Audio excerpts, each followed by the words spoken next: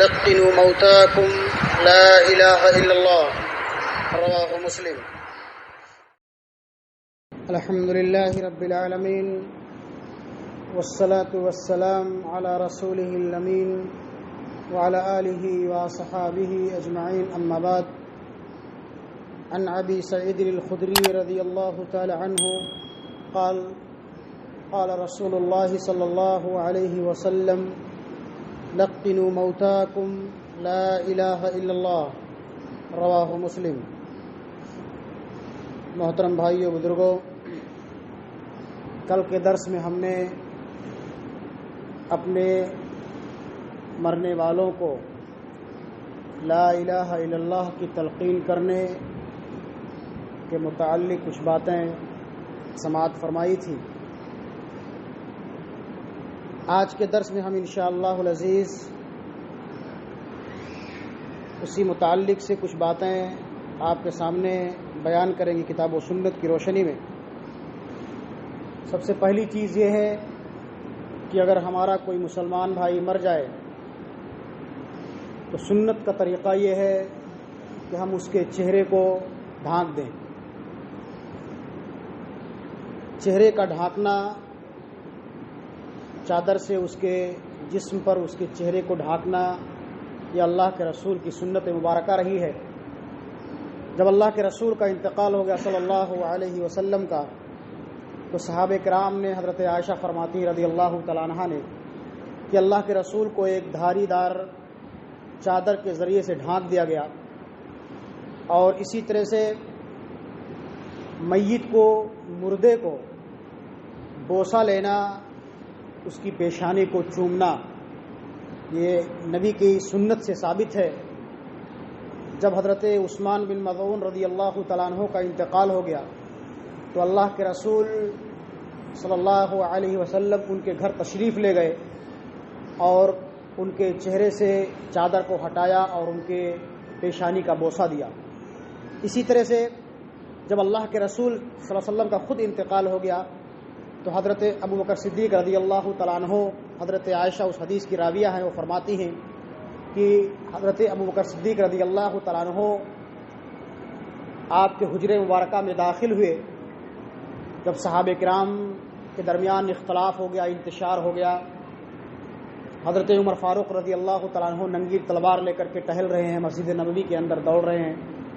اور یہ اعلان کر رہے ہیں کہ اگر کوئی انسان کہے گا کہ محمد کا انتقال ہو گیا ہے صلی اللہ علیہ وسلم کا، تو میں اس کی گردن مار دوں گا. حضرت ابوبکر صدیق رضی اللہ تعالیٰ عنہ جو نہایت ہی سنجیدہ مزاج انسان تھے، نبی کے یار غار تھے،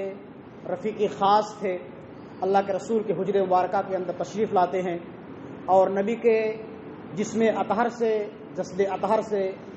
چادر کو ہٹاتے ہیں، آپ کے چہرے مبارکہ کا دیدار کرتے ہیں اور نبی کی پیشانی کا بوسہ دیتے ہیں،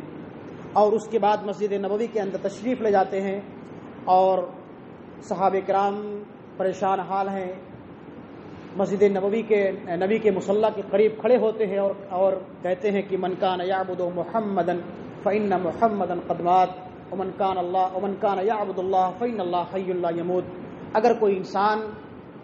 محمد کی عبادت کرتا تھا تو وہ جان لے کہ آج کے دن محمد کا انتقال ہو چکا ہے، اور اگر کوئی انسان اللہ کی عبادت کرتا تھا تو وہ جان لے کہ اللہ زندہ ہے اور قیامت تک زندہ رہے گا. اس کے بعد آپ نے قرآن کریم کی تلاوت کی، اس آیت مبارکہ کی تلاوت فرمائی کہ انک میت و انکم میتون، نبی کو بھی مرنا ہے اور تمام لوگوں کو مرنا ہے. اس طرح سے حضرت ابوبکر صدیق رضی اللہ تعالیٰ عنہ نے نبی کے جسم اطہر سے چادر کو ہٹایا اور آپ کی پیشانی کا بوسہ لیا. اس طرح سے اس لیے میت کو بوسہ لینا اور چہرے کو دیکھنا یہ جائز ہے. تیسری چیز یہ ہے کہ اللہ کے رسول جو ہے صلی اللہ علیہ وسلم جنازہ اس وقت تک نہیں پڑھاتے تھے جب تک کہ اس کے قرض کی ادائیگی نہیں کر دی جاتی تھی. اگر میت نے اپنے پیچھے کچھ مال کو چھوڑا ہے جس سے اس کی قرض کی ادائیگی ہو جاتی تھی تو اللہ کے رسول پوچھتے تھے کہ آپ میت نے کچھ مال چھوڑا ہے کہ نہیں چھوڑا ہے. اگر لوگ کہتے تھے کہ ہاں مال چھوڑا ہے جس سے اس کی قرض کی ادائیگی ہو سکتی ہے تو اللہ کے رسول جنازہ پڑھاتے تھے، اور اگر کہتے تھے کہ اس پر قرض ہے، اس نے مال نہیں چھوڑا ہے تو اللہ کے رسول کہتے تھے کہ صلو علی صاحبکم، تم لوگ اپنے صاحب کی، اپنے دوست کی، اپنے بھائی کی جنازہ پڑھ لو اور میں خود جنازہ نہیں پڑھوں گا یا نہیں پڑھاؤں گا۔ اس سے یہ بات معلوم ہوتی ہے کہ قرض کی ادائیگی بہت ہی ضروری ہے۔ اللہ کے رسول کا فرمان ہے کہ جب تک انسان کے قرض کی ادائیگی نہیں ہو جاتی ہے اس کا حساب و کتاب معلق رہتا ہے۔ اللہ تعالیٰ اس کا اس وقت تک حساب و کتاب نہیں لیتا ہے جب تک کہ مرنے والے کا قرض کی ادائیگی نہیں ہو جاتی ہے۔ اپنے پیچھے اگر اس نے مال چھوڑا ہے، اس کے ورثہ جو ہے یا اس کا کوئی ذمہ لیتا ہے، ایسا کوئی معتبر آدمی جو اس کے مال کی تقسیم کا ذمہ لیتا ہے، قرض کی ادائیگی کا ذمہ لیتا ہے، تو اللہ کے رسول نماز جنازہ پڑھا دیا کرتے تھے۔ اللہ کے رسول جو ہے جب فتوحات کا زمانہ شروع ہو گیا، مال غنیمت قائم ہو گئی، تو اللہ کے رسول اگر کسی صحابی پر، کسی انسان پر قرض رہتا تھا تو کہتے تھے کہ میں اس کا ذمہ لیتا ہوں اور میں اس کے قرض کی ادائیگی کر دوں گا، یا آپ جو ہے بیت المال سے اس کی ادائیگی کر دیا کرتے تھے۔ تو یہاں یہ بات ثابت ہوتی ہے کہ جب تک انسان کی قرض کی ادائیگی نہیں ہو جاتی ہے اور انسان اپنے معاملات میں صاف شفاف نہیں ہو جاتا ہے اور لوگوں کے قرض کے یا حقوق العباد کی ادائیگی نہیں کر دی جاتی ہے، خاص طور پر قرض کی، اس وقت تک اللہ کے رسول کی پیاری حدیث کی روشنی میں انسان کا حساب و کتاب معلق رہتا ہے۔ اس لیے ہم کو اور آپ کو چاہیے کہ ہم اس دنیا کے اندر اگر کسی کا مال لیے ہوئے ہیں قرض کے طور پر یا کسی بھی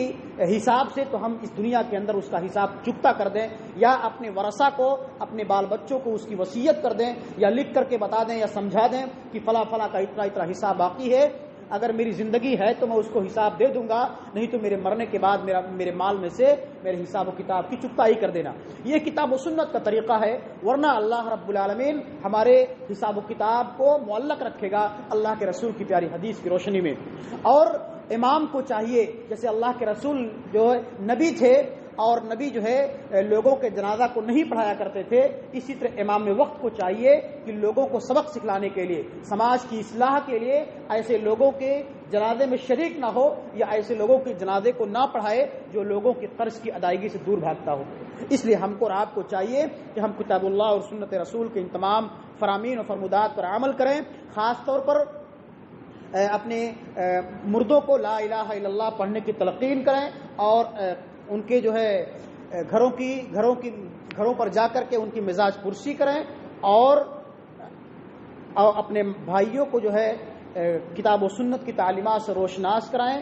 اور ان کے چہروں کو مرنے کے بعد ڈھانپ دیا کریں اور ان کا بوسہ لینا بھی جائز ہے۔ اور خاص طور پر قرض کی ادائیگی جس کا معاملہ حقوق العباد کا معاملہ ہے، اس کی ادائیگی ہر انسان پر لازم اور ضروری ہے۔ اللہ رب العالمین سے دعا ہے کہ مولا کریم ہمیں اپنے تمام معاملات میں صاف شفاف رہنے کی توفیق عطا فرما۔